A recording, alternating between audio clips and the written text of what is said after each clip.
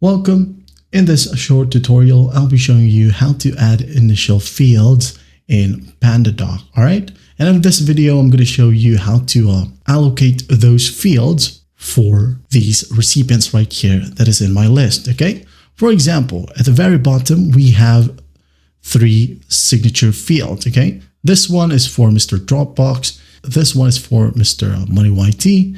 And this one is for myself. Okay. Purple.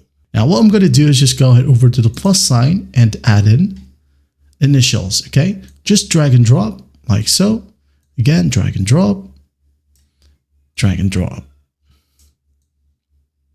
All right.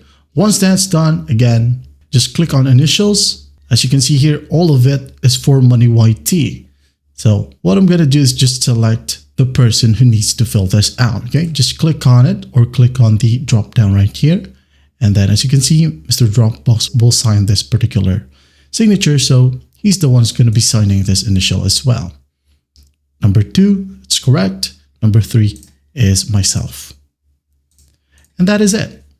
That's how you add initial fields, or the proper way to add initial fields here in PandaDoc. Well, I hope this video helps, and I'll see you in the next one.